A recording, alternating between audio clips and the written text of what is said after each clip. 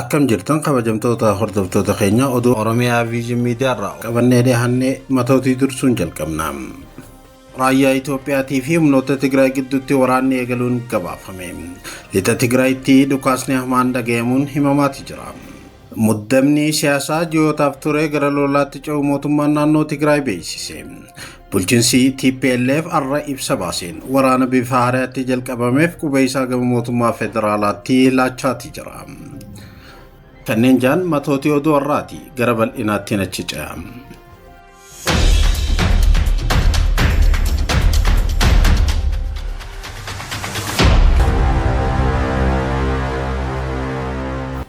Raayyaa Itoophiyaatii fi humnoota Tigraay gidduu waraanni eegaluun gabaafame.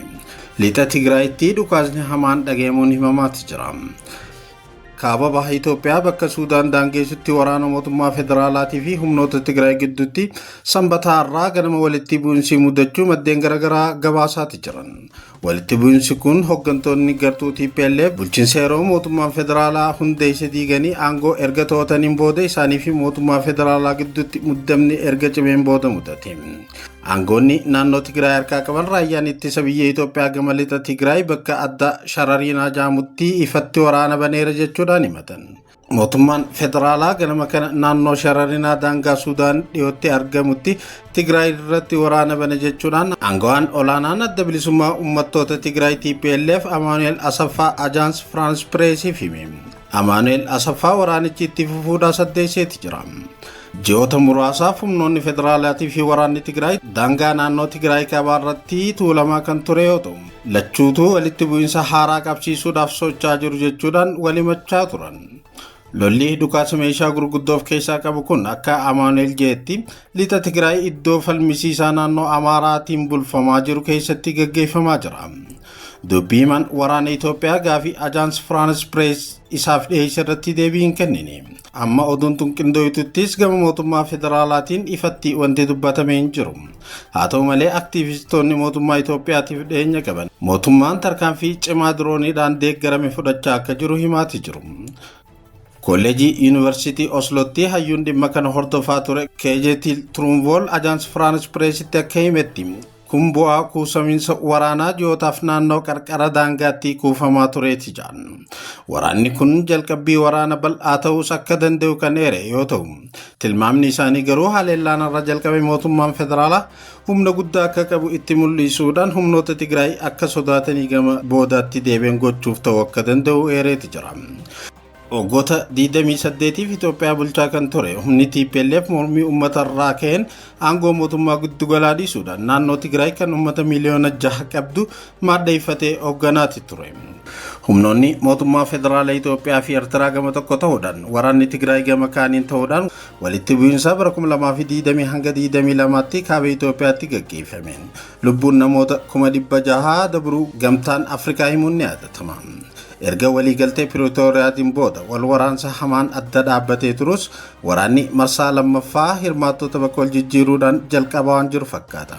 Mootummaan Eertiraa wal waraansa dabre irratti jaala mootummaa federaalaa ta'ee humnoota Tigraay haleelaa ture. Amma humnoota Tigraay waliin ta'uudhaan qawwee isaa gama mootummaa Itoophiyaatti tiilleeffachuu Itoophiyaan himachaati jirti. Waraana dabre irratti gama Tigraay ta'uun mootummaa federaalaa haleelaa kan turan qondaaltonni TPLF duraanii muraasni amma mootummaa federaalaa cinaa hiriiraati jiru. Oduu gama biraatiin muddamni siyaasaa ji'ootaaf ture gama lolaatti ce'uu mootummaan naannoo Tigraay beeksise. Bulchiinsi TPLF ibsaarra baaseen waraana bifa haaraatti jalqabameef qubee isaa gama mootummaa federaalaa laateeti jira. Waraanni kun sanbataarraa hagayya takka dirree Sharariinaa kallattii Tigraay lixaatti argamtuun ka'uutu ifoome. Ibsaa har'abeen bulchiinsi naannichaa kan adda bilisummaa uummattoota Tigraay Abiyuutiin dursamu mootummaan federaalaa godina Tigraay lixaa keessatti waraana ifaan baneeti jira jechuudhaan wallabdee yeroo dheeraaf naannicha waliin ture itti sharafuu isaa eereeti jira. Gufuu fi dhiibbaa waliigalaa uummata Tigraay irratti geessisaa ture itti fufsiisuudhaan dabalataanis meeshaa waraanaa diroonii fi humnoota bakka bu'ootaatiin haleellaa raawwachaa kan ture. Sirni paartii badhaadhinaa duula duguggaa sanyii gaggeessuuf waraana banutti seeneeti jira jee ibsi mootummaa naannoo Tigraay. Abbootiin taayitaa Tigraay taateen kun ji'oota hedduudhaaf mootummaa federaalaatii fi bulchiinsa naannichaa gidduutti muddama siyaasaa fi waraanaa ture hordofuudhaan kan dhufeedha jedhan. Waliigalteen Pirootaariyaa erga mallatteeffamee booda shirri adda addaa uggurri dhiibbaa fi qophii waraanaa gaggeessuun itti fufeera jee ibsichi. Ta'us ragaa qabatamaa hin dhiyeessine.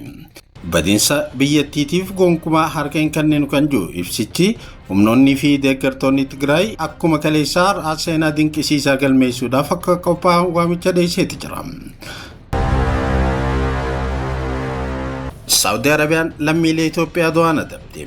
Baay'inni Itoophiyaanota du'aan adabamanii wayita guddachaa jiru kanatti ammas lammiileen 200 guyyaa du'aa eeggachaa jiraachuutu himame. Saudi Arabiyaan lammiilee Itoophiyaa dabalataa 3 du'aan adabuu ishee miidiyaan mootummaa biyyattii gabaaseeti jira. Lammiileen sadeen kunneen qoricha sammuu nama hadoochuu ashiisha daddabarsuu irratti hirmaachuun akka duutitti murtaa'e mootummaan Saudi Arabiyaa beeksisu Saudi Press Agency'n gabaaseeti jira. Hordoffii qaamolee nageenyaan kan to'ataman lammiileen kunneen qorannoo gaggeeffameen booda yakka kana dalaguu isaanii mirkanaa'ee mana murtiitti dhiyaatanii murtoon du'aa irratti dabruu gabaasni kunneera. Tarkaanfiin adabbii du'aa namoota sadeen irrattuu sabtii har'aa hagayyata akka bara 2026 kutaa bulchiinsa Asiir Jaamu keessatti irratti fudhatamu mootummaan Saawudii beeksiseeti jira. Saawudiin jalqaba baatii adoolessaa keessaas lammiilee Itoophiyaa 2 baatii waxabajjii keessa lammiilee 4 dhuma ji'a adoolessaatti lammiilee 5 fannisuun du'aan adabteeti turte. Murtiin du'aa tibbana lammiilee Itoophiyaa irratti raawwatame yeroo dhiyoon asitti qofa 20 gaheeti jira. Lammiileen Itoophiyaa gara 200 ta'an ammas murtee du'aa eeggachaati jiru. Ministeerri biyya keessaa tarkaanfii kana kutannoo mootummaan Saudi Arabiyaa nageenya lammiilee isaatii fi jiraattota mirkaneessuudhaaf godhu jechuudhaan ibse. Mootummaan Saudi Arabiyaa nageenya lammiilee fi jiraattota balaarraa eeguudhaaf akkasumas yakka daddabarsitootaa fi daldaltoota qoricha sammuu hadoochuu irratti adabbii cimaa seeraan murtaa'e raawwachiisuudhaaf kutannoo qabu mirkaneessa jedhe. Gochoonni akkanaa lubbuu qulqullootaa kan balleessan malaamaltummaa dargaggoota kan barsiisan miidhaa nama dhuunfaa fi hawaasa irratti kan fidanii fi mirga isaanii sarbanidha jedhe mootummaan Saudi Arabiyaa. Ministeerichi kanneen gocha akkasii irratti hirmaatan adabbiin seeraa waan isaan eeggatuuf akka irraa of qusatan akeekkachiiseeti jira. Daangaa Morokoo fi Speen irratti jeequmsa godaantota daangaa qaxxaamura waliin wal qabateen lubbuun namoota du'anii 67 ga'uun gabaafame. Mootummaan Speen kan baay'ina godaantotaa guddaan araraafamaa jiru namoota 10,000 lakkaa'aman gama Morokoo deebisuu beeksise. Speenitti kutaa ofiin of bulchituun naannoo Kawaataa kan Morokoo waliin daangaa qooddattu keessatti rakkoo godaantota mudateen lakkoofsi namoota du'anii gara 67tti ol guddate jechuun mootummaan Speen gabaaseeti jira. Namoota du'an keessaa gariin galaana keessatti liqimfamanii kan du'an yoo ta'u, gariin immoo yeroo danqaa doonii fi daangaa ce'uudhaaf yaalanitti walitti bu'iinsaa fi jeequmsa uumameen lubbuun isaanii dhaban jechuudhaan Associated Press gabaaseeti jira. Akka gabaasichaatti kamisarraa hanga jimmataatti godaantonni 50,000 hanga 60,000 ta'an oddala xiqqoo Speen kootaa seeraan ala erga seenaniin booda biyyattiin godaantonni kunniin dooniileen gara qarqara galaanaa akka hin geenye ittisuudhaaf dallaa ittisaa dheerinni isaa meetira 500 ta'u gara galaanaatti diriirsaa akka jirtu beeksifte. Ministeerri dhimma keessaa Speen akka ibsetti godaantonni kaaba Afrikaa irraa gara kootaa seenan keessaa baay'een isaanii gara Morokoo akka deebi'an taasifamaniiti jiru. Kaleessa qofaa godaantonni 25,000 ta'an gama Morokoo akka deebifaman Speen beeksisteeti jirti. Godaantonni jireenya fooyya'aa argachuu abdachuudhaan gara Speen imalan irraa ka'een jeequmsa guyyoota hedduu booda jiraattonni kootaa haala tasgabbaa'aa keessa akka jiran gabaasichi eereeti jira. Haa ta'u malee pirezidaantiin kutaa ofiin of bulchitu kootaa Joan Jesus Vivas akka jaanitti magaalaan uummata 84,000 qabdu sun hanga ammaatti gara haala tasgabbaa'aa duraanii guutumatti hin deebine. Speenii fi Morokoon godaantota gara kootaa seenan ittisuudhaaf humna nageenya dabalataa bobbaasuu isaanii kaleessa beeksisaniiti turan. Akkasumas dallaa kootaa fi Morokoo addaan baasu jabeessaati jiru. Tarkaanfiin kun kan fudhatame guyyoota muraasa dabran keessatti godaantonni 60,000 ta'an daangaa galaanaa fi lafa qalleeyyii Morokoo qaxxaamuranii gara bulchiinsa Speen kutaa kootaa erga seenaniin booda ta'uu ibsameeti jira. Gabaasni kan Associated Press. Ameerikaan wixinee yaada Gaazaatti dhukaasa dhaabuuf jettee ni foomsite. Hamaasii fi Israa'el garuu karoorri waraana dhaabuu akka hin gufanne yaaddoo qaban ibsan. Pireezidaantiin Ameerikaa Doonaald J. Tiraamp karoorri inni Gaazatti nagaa buusa jechuudhaan beeksise boqonnaa haaraa ta'uu deeme. Garuu karoorri kun hojiitti osoo hin hiikamin gama Hamaasii fi Israa'el irraa diddaawwan mul'achaa jiran dhiibbaa uumuu akka hin oolle tilmaamamaatti jira. Tiraamp waraana Gaazaa dhaabsisuuf bu'uurri cimaan kaa'amuu dubbate Hamaasii fi gareen hidhatan kun akka guutumatti hiikkatan ibse. Kun baha jiddu galeessaaf tarkaanfii guddaadha. Namoonni baay'een itti gammadan ni raajeffatan jee pireezidaantichi. Ibsi Tiraamp waa'ee waliigaltee boordii nagaa Gaazaa labse.